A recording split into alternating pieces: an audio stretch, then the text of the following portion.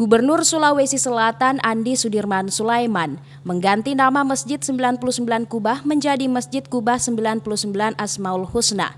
Hal tersebut disampaikan saat memberikan sambutan peresmian Masjid Kubah 99 Asmaul Husna di kawasan CPI Makassar, Sulawesi Selatan, Minggu 20 Agustus pagi. Menurut Andi Sudirman Sulaiman, banyak tawaran untuk penamaan masjid ini, termasuk dengan mengabadikan namanya, tapi dia tidak menyepakati jika namanya diabadikan dalam rumah ibadah yang dibangun bersama Pemprov. Sebelumnya masjid ini resmi beroperasi pada 2022 lalu, namun saat itu kondisi pembangunan masjid belum 100%. Orang nomor 1 Sulsel ini menyebut tambahan anggaran masjid ini senilai 100 miliar rupiah.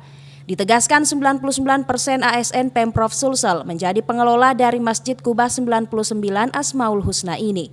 Kalau kemarin kan kubahnya belum sempurna, masih banyak sana sini bocor, kita sudah selesaikan semua, termasuk pelatarannya pasukan. Tapi ini memang butuh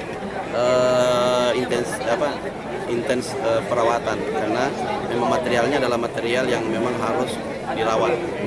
Berapa total anggaran yang dibutuhkan Pak sehingga ini peresmian? Nah ini kita kemarin kurang lebih dengan termasuk pelataran untuk tambahannya pendukungnya itu sekitar kurang lebih 100 miliar.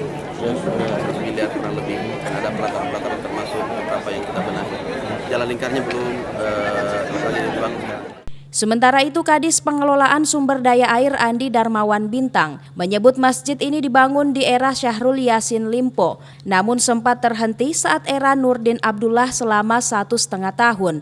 Pembangunan lalu dilanjutkan usai Andi Sudirman Sulaiman dilantik jadi Gubernur Sulsel. Ex-pejabat Sekrov Sulsel ini menyebut, rekonstruksi masjid ini terdiri dari baja dan beton yang berdiri di lahan kurang lebih 2 hektar atau dapat menampung 13.000 lebih jemaah.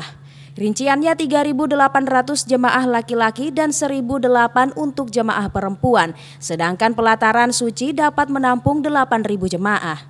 Ini masjid dimulai didesain itu oleh Pak Ridwan Kamil pada tahun 2016 atas permintaan Pak Gubernur Pak Syahrul Yassin Limpo pada saat itu, dan dituangkan dalam bentuk gambar lebih detail teknis yang bisa dikerjakan di lapangan oleh Pak Dr. Muhrid tadi yang sudah kami sampaikan waktu peresmian. Konstruksi dari masjid ini terdiri dari 2, yaitu konstruksi beton dan konstruksi baja. Tak hanya itu, masjid ini dilengkapi dengan air mancur yang diklaim sebagai air mancur terbesar kedua di Indonesia. Khairuddin, Fajar TV dan Fajar Radio melaporkan.